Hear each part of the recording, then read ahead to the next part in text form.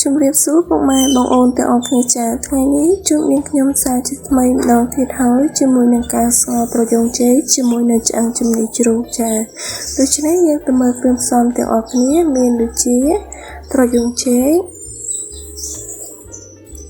រំដេងគល់ស្លឹកគ្រៃខ្ទឹមសម្ទេសស្លឹកក្រូចសើចក្រូចឆ្មាឆ្អឹងជំនីជ្រូកប៊ីចេងជីនាងវងជីនណាស្លឹកខ្ទឹមរ៉ូឌី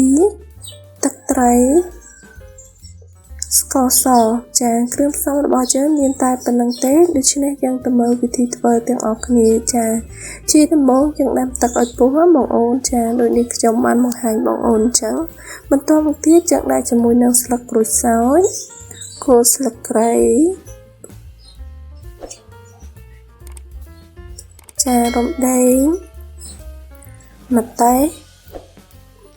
ហើយនឹងខ្ទឹមសបងអូនចាដាក់ដើម្បីឲ្យវាកាត់ឆ្អាបអីចឹងណាបងអូន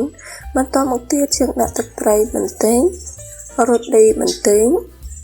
ចាប៊ីចេងបន្តិចហើយនឹងស្ករសបន្តិចផងដែរបងអូនចាបន្តមកទៀតយើងដាក់ជាមួយនឹងឆ្អឹងជំនីជ្រូករបស់យើងបងអូនចាដាក់ដើម្បីស្ងោរវាឲ្យឆ្អិនរងាស់វាឲ្យមានជាតិមានជ័រអញ្ចឹងណាបងអូនចារួចហើយយើងកូរបន្តិច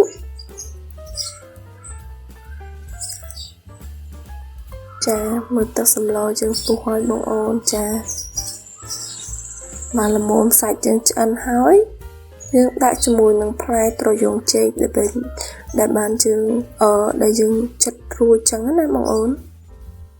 ចា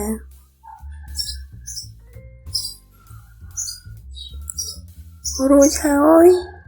សម្លយើងពុះយើងភ្លក់បន្តិចផងដែរបងអូនតើវាសមល្មមទទួលយកបាននៅអីចឹងណាបងអូនចា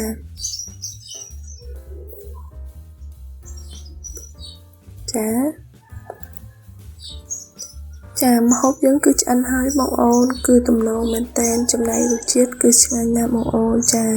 ជាចុងក្រោយនេះខ្ញុំសូមអរគុណសម្រាប់ការទស្សនានិងគាំទ្រ Channel នេះខ្ញុំហើយបងអូនកុំភ្លេចជួយចុច Subscribe ដើម្បីទទួលបានវីដេអូថ្មីៗ